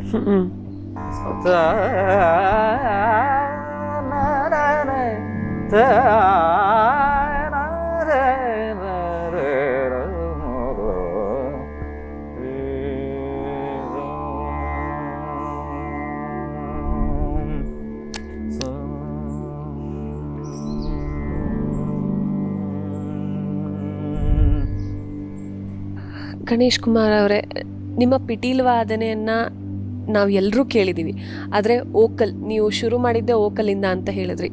ಸೊ ಓಕಲ್ ಹಾಡ್ಬೋದಾ ಒಂದೆರಡು? ಒಂದು ಟ್ರೈ ಮಾಡ್ತೀನಿ. ಖಂಡಿತ. ನಾನು ಹಾಡೋದಕ್ಕಿಂತ ಮೊದಲು ನಾನು ಸಂಪೂರ್ಣವಾಗಿ ನನ್ನನ್ನು ವಯಲಿನಿಗೆ ತೊಡಗಿಸ್ಕೊಂಡಿದ್ದೀನಿ. ನಾ ಹಾಡ್ತಿರೋಂಥದ್ದು ಬರೀ ಕಲಿಸ್ಲಿಕ್ಕೆ ಮಾತ್ರ ಇಟ್ಕೊಂಡಿದ್ದೀನಿ. ನಾನಂಥ ಪ್ರೊಫೆಷನಲ್ ವೋಕಲಿಸ್ಟ್ ಅಲ್ಲ. ನನ್ನೇನು ತಪ್ಪುಗಳಿದ್ರೆ ಕ್ಷಮಿಸಿಬಿಟ್ಟು ಬರೀ ಒಳ್ಳೆಯದನ್ನು ಮಾತ್ರ ತಗೊಳ್ಳಿ. ಇವತ್ತು ಈ ಶುಭ ಸಂದರ್ಭದಲ್ಲಿ ನಾನು ಮಹಾತ್ಮ ಗಾಂಧೀಜಿಯವರಿಗೆ ತುಂಬ ಇಷ್ಟವಾದಂತಹ ರಘುಪತಿ ರಾಗವನ್ನೇ ಹಾಡಲಿಕ್ಕೆ ಟ್ರೈ ಮಾಡ್ತೀನಿ.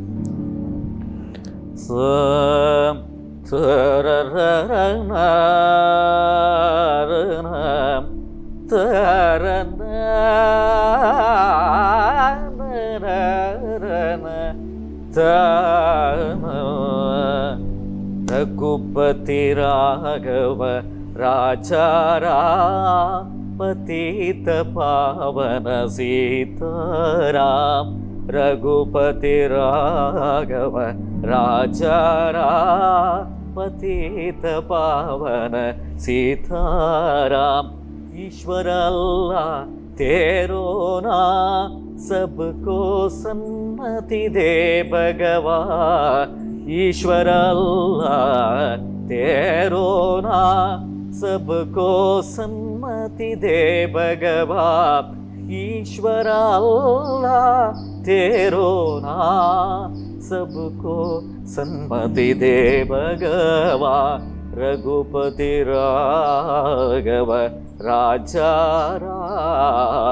रघुपति राघव राचाराम पतित पावन सीताराम. पतित पावन सीताराम.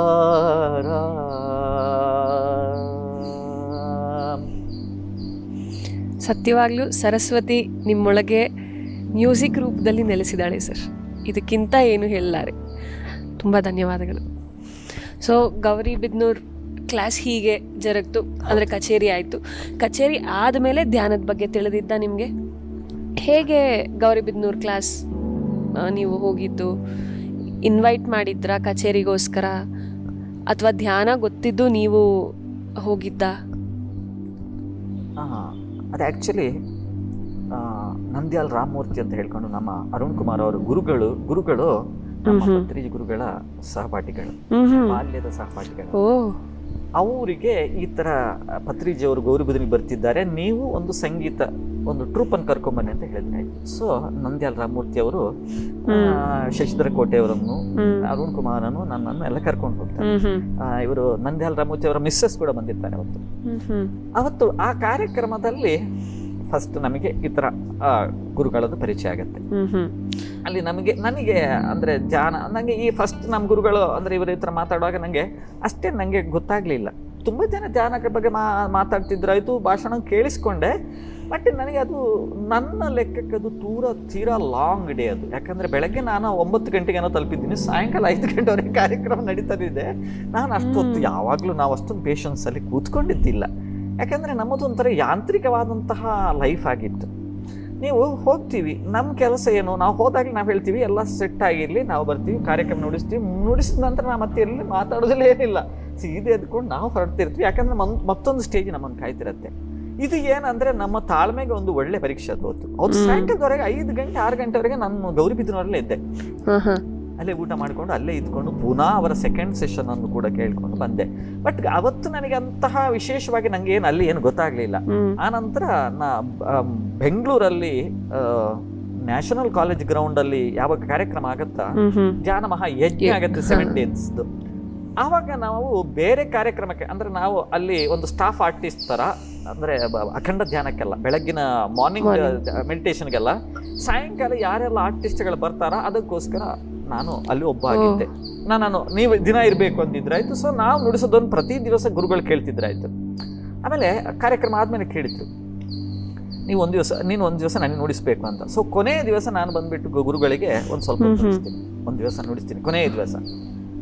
ಅದು ಯಾಕೆ ನನಗೆ ಅದು ಆ ಒಂದು ಸನ್ನಿಹಿತ ಆಯಿತು ಅಂದರೆ, ಒಂದು ಇದಾಯಿತು ಅಂದರೆ, ಸನ್ನಿವೇಶ ಯಾಕಾಯಿತು ಅಂದರೆ, ನಮ್ಮ ಈಗ ನುಡಿಸ್ತಿರುವಂಥವ್ರು ಬಬುಲು ಮತ್ತು ಡಾಕ್ಟರ್ ಸಂಜಯ್ ಕಿಂಗಿ ಅವರು ಹಿಂದಿನ ದಿವಸನೇ ಅವರು ಹೈದರಾಬಾದಿಗೆ ಹೊರಟೋಗ್ಬಿಡ್ತಾರೆ.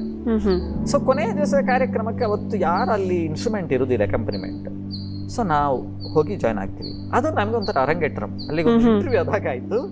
ಆನಂತರ ನಮ್ಮ ಮತ್ತಿನ ವರ್ಷ ಇಲ್ಲಿ ಶ್ರೀಶೈಲಮಲ್ಲಿ ಧ್ಯಾನ ಮಹಾಚಕ್ರ ಆಗುತ್ತೆ, ಧ್ಯಾನ ಮಹಾಯಜ್ಞ ಆಗುತ್ತೆ. ಅಲ್ಲಿ ಕೊನೆಯ 2 ದಿವಸ ಎಲ್ಲ ಫುಲ್ ಟ್ರೂಪಲ್ಲಿ ನಾವೆರಡು ಜನ ಜಾಯ್ನ್ ಆಗ್ತೀವಿ. ಅದರಲ್ಲಿ ಅರುಣ್ ಕುಮಾರ್ ಹೊರಟೋಗ್ಬಿಡ್ತಾನೆ, ನಾನು ಮತ್ತು ಉಳ್ಕೊಳ್ತೀನಿ ಅಲ್ಲಿ. ಅಲ್ಲಿ 2 ದಿವಸ. ಅದಾದ ನಂತರ ಅಮರಾವತಿಯಿಂದ ಫುಲ್ಲು ಎಲ್ಲಾ ಧ್ಯಾನ ಮಹಾಚಕ್ರಗಳು ಕೂಡ, ನಾನು ಕತಾರಲ್ಲಿ ವರ್ಕ್ ಮಾಡ್ತಿರುವ ಟೈಮಲ್ಲೂ ಕೂಡ ನಾನು 1 ತಿಂಗಳು ರಜೆ ಬಂದ್ಬಿಟ್ಟು ವಿಶಾಖಪಟ್ಟಣದ ಧ್ಯಾನ ಮಹಾಚಕ್ರದಲ್ಲಿ ನಾನು ಭಾಗಿಯಾಗಿದ್ದೀನಿ. ಯಾಕಂದ್ರೆ ಅದನ್ನು ನಾನು ಮಿಸ್ ಮಾಡ್ಲಿಕ್ಕೆ ನಂಗೆ ಯಾವಾಗಲೂ ಇಷ್ಟ ಇರಲಿಲ್ಲ. ಯಾಕಂದ್ರೆ ನಿಮಗೆ ಇಲ್ಲಿ ನಮ್ಗೆ ಊರಲ್ಲೆಲ್ಲ ನಾವು ಮೊದಲೆಲ್ಲ ಒಂದು ಜಾತ್ರೆ ಅಂತ ಹೇಳ್ಕೊಂಡಿರ್ತಿತ್ತು, ಎಲ್ಲಾ ದೇವಸ್ಥಾನಗಳಲ್ಲಿರಬಹುದು, ಇಲ್ಲ ಎಲ್ಲ ಕಡೆ ಒಂದು ಜಾತ್ರೆ ಅಂತ. ಆ ಜಾತ್ರೆಗೆ ನಾವು ಊರಿನವರೆಲ್ಲ ನಮ್ಮ ಸ್ವಂತ ಮನೆಯ ಕಾರ್ಯಕ್ರಮ ಅನ್ನೋ ತರ, ನಾವೇನು ಹೊಸ ಡ್ರೆಸ್ಗಳನ್ನು ತಗೊಳ್ಳೋದೇನು, ನಾವು ಅಲ್ಲಿ ಹೋಗುವಂತ ಒಂದು ಸಂಭ್ರಮ ಏನು, ಈ ತರ ಒಂದು ಸಂಭ್ರಮ ಇಲ್ಲಿ ನಾನು ಕಾಣ್ತಾ ಇದ್ದೆ. ನಂಗೆ ಇದನ್ನ ನಾನು ಮಿಸ್ ಮಾಡ್ಲಿಕ್ಕೆ ಯಾವಾಗಲೂ ರೆಡಿ ಆಗ್ತಿರ್ಲಿಲ್ಲ. ಆದ್ರೆ ನಿಮ್ಗೆ ಇಲ್ಲಿ ಇನ್ನೊಂದು ನನಗೆ ಏನಂದ್ರೆ, ಇಲ್ಲಿ ಯಾರನ್ನೇ ಸಿಗ್ಬಹುದು. ನನಗೆ ನಂದೊಂದು ಫ್ಯಾಮಿಲಿ ಆಗಿಬಿಟ್ಟಿದೆ. ನಾನು ಯಾವಾಗಲೂ ವರಹಮೂರ್ತಿ ಅವರನ್ನು ನನ್ನ ದೊಡ್ಡ ಅಣ್ಣ ಅಂತ ಹೇಳಿಕೊಂಡು ಅವರನ್ನು ರೆಸ್ಪೆಕ್ಟ್ ಮಾಡೋದು, ಹಾಗೇನೆ ಅವರನ್ನು ನಾನು ತಗೊಂಡ್ಬಿಟ್ಟಿದ್ದೀನಿ ಮನಸ್ಸಿಗೆ. ಆಮೇಲೆ ಇನ್ನು ಈ ಥರ ನನಗೆ ತುಂಬ ಜನ ಇದ್ದಾರೆ ಈ ಫ್ಯಾಮಿಲಿಯಲ್ಲಿ, ತುಂಬ ಜನ ಇದ್ದಾರೆ. ನಾನು ಅವರನ್ನು ನನಗೆ ನೋಡ್ತಿದ್ದ ಹಾಗೆ ನನಗೆ ಯಾವುದೋ ನನ್ನ ಸ್ವಂತ ಅಣ್ಣನ ತಮ್ಮನ ಅನ್ನುವಂಥ ಒಂದು ಅಂಥ ಒಂದು ಪ್ರೀತಿ ಹುಟ್ಟು ಬರ್ತಿರುತ್ತೆ. ಅದು ಏನೋ ತೋರ್ಪಡಿಕೆ ಅಂತಲ್ಲ, ಅವರೂ ಮಾಡ್ತಿರುವಂಥದ್ದು ಹಾರ್ಟಿಂದ. ನಮಗೇನು ಅವ್ರು ನೋಡಿದಾಗ ಆ ಒಂಥರ ನಿಮಗೆ ಹಾರ್ಟಿಂದ ಬಂದಂತಹ ಒಂದು ಪ್ರೀತಿ ಇದೆಯಲ್ಲ, ಅದು ನಿಜವಾಗ್ಲೂ ಎಲ್ಲಿ ರೀಚ್ ಆಗಬೇಕಲ್ಲಿ ರೀಚ್ ಆಗತ್ತೆ. ಅಂತಹ ಒಂದು ಮಾನವೀಯ ಮೌಲ್ಯಗಳ ಒಂದು ಉಚ್ಛ್ರಾಯ ಸ್ಥಿತಿ ಇಲ್ಲಿ ನೀವು ನೋಡಬಹುದು. ಇಂತಹ ಒಂದು ಉತ್ಕೃಷ್ಟವಾದಂಥ ಒಂದು ಫ್ಯಾಮಿಲಿ, ಒಂದು ಕುಟುಂಬದಲ್ಲಿ ನಾವು ಒಳಪಟ್ಕೊಂಡಿರೋದಕ್ಕೆ, ನಾವು ಸೇರ್ಪಡಿಕೆ ಆಗೋದಕ್ಕೆ ನಮ್ಗೆ ತುಂಬ ಸಂತೋಷ ಇದೆ. ನೂರಾರು ಕಚೇರಿಗಳಲ್ಲಿ ನುಡಿಸಿರ್ತೀರಿ PSSM ಅಲ್ಲೇ ಪತ್ರಿ ಸರ್ ಜೊತೆಗೆ. ಒಂದು ತುಂಬ ನೆನಪಿರುವಂಥ ಕಚೇರಿ ಅಥವಾ ತುಂಬ ಈ ಅನುಭವ ನನಗೆ ಮರೆಯೋಕ್ಕೆ ಆಗಲ್ಲ ಅನ್ನೋದು ಯಾವುದಾದ್ರೂ ಅನುಭವ ಇದ್ದರೆ ಹಂಚ್ಕೊಳ್ಳಿ. ಗಣೇಶ ಪಿರಮಿಡ್ನಲ್ಲಿ ಕಳೆದ ವರ್ಷ ಅಲ್ಲ, ಅದಕ್ಕಿಂತ ಹಿಂದಿನ ವರ್ಷ ಒಂದಿನದ ಕಾರ್ಯಕ್ರಮ, ಒಂದು 3 hours ಗುರುಗಳು ನುಡಿಸ್ತಾರೆ. ಅವತ್ತು ಅವರು ನುಡಿಸಿರುವಂಥದ್ದು, ನಾವು ನುಡಿಸಿರುವಂಥದ್ದು ಒಂದು ಟೋಟಲ್ ಔಟ್ಪುಟ್ ಯಾವ ಥರ ಬಂದಿತ್ತು ಅಂದರೆ, ನಾನು ಬಹುಶಃ ಡಾಕ್ಟರ್ ಎನ್ ರಮಣಿಗೆ ನುಡಿಸ್ತಿದ್ದೀನೋ ಅನ್ನುವಂತಹ ಒಂದು ಖುಷಿಯಾಗಿತ್ತು. ಆದರೆ ಅದು ನನಗೆ ಮಾತ್ರ ಅಲ್ಲ, ಮೇಡಮ್ ಅವರು ಕೂಡ, ಸ್ವರ್ಣಮಾಲಾ ಪತ್ರಿಜಿ ಮೇಡಮ್ ಅವರು ಕೂಡ ಹೇಳ್ತಾರೆ, ಇವತ್ತು ನೀವು ತುಂಬ ಚೆನ್ನಾಗಿ ನುಡಿಸಿದ್ರಿ ಅಂತ ಪತ್ರಿಜಿ ಅವರು ಕೂಡ ಹೇಳ್ತಾರೆ. ಪತ್ರಿಜಿ ಕೂಡ ಅವರು ಕೂಡ ಹೇಳ್ತಾರೆ, ಹೌದು ಇವತ್ತೊಂಥರ ವಿಶೇಷವಾದಂತಹ ಒಂದು ಎನರ್ಜಿ ತುಂಬ ಸೇರಿ ಬಂತು, ಒಂದು ಸಮ್ಮೇಳನವಾಯಿತು, ತುಂಬ ಉತ್ಕೃಷ್ಟವಾದ್ದು. ಅವತ್ತು ಅವ್ರು ನುಡಿಸಿದ್ದು ಹೇಗೆ ಅಂದರೆ, ಒಂದರ ಮೇಲೆ ಒಂದು 5 ನಿಮಿಷ ಗ್ಯಾಪ್ ಕೊಡದೆ ಟಕ್ ಟಕ್ ಟಕ್ ಅಂತ ಹೇಳ್ಕೊಂಡು ಒಂದು 20 ಸಾಂಗ್ ಅದ್ರ ಜೊತೆ. ಅಂದ್ರೆ ನಿಮ್ಗೆ ಯಾವುದು ಕೂಡ ನಮಗೆ ಯಾವ್ದು ರಿಪಿಟೇಷನ್ ಇಲ್ಲ. ಈ ತರ ತುಂಬಾ ಪ್ರೊಫೆಷನಲ್ ಆಗಿ ಒಂದು ಕಾರ್ಯಕ್ರಮ ನಮ್ಗೆ ಬಂದಿರುತ್ತೆ. ಅದು ನಾನು ಮರಿಲಿಕ್ಕೆ ಆಗಲ್ಲ. ಅವತ್ತು ತುಂಬಾ ಜನ ಇರ್ಲಿಲ್ಲ, ಬರೇ ಮೃದಂಗ, ಫ್ಲೂಟ್, ವಯಲಿನ್ ಇಷ್ಟೇ, 3 ಜನ. ಆ ಮಿನಿಮಮ್ ಆರ್ಕೆಸ್ಟ್ರಾದಲ್ಲಿ ನಾವು ತುಂಬಾ ಈಲ್ಡ್ ಸಿಕ್ಕಿದೆ ಅಂತ ಹೇಳಬಹುದು. ನೀವು ನಿಮ್ಮ ಅನುಭವ ಹಂಚ್ಕೊಂಡ್ರಿ, ಆದರೆ ನಿಮ್ಮ ಸಂಗೀತದಿಂದ ಸಾವಿರಾರು ಜನಕ್ಕೆ, ಲಕ್ಷಾಂತರ ಜನಕ್ಕೆ ಎಂದೂ ಮರೆಯದಂತಹ ಎಷ್ಟೋ ಅನುಭವಗಳಾಗಿದೆ. ಅದರಲ್ಲಿ ನಾನು ಒಬ್ಳು. ಎವ್ರಿ ಟೈಮ್, ಪ್ರತಿ ಸಾರಿ ಮ್ಯೂಸಿಕ್ ಜೊತೆಗೆ ಮೆಡಿಟೇಷನ್ ಕೂತ್ಕೊಂಡಾಗ ಒಂದೊಂದು ವಿಭಿನ್ನವಾದಂತಹ ಅನುಭವಗಳು ನನಗೂ ನಡೆದಿದೆ.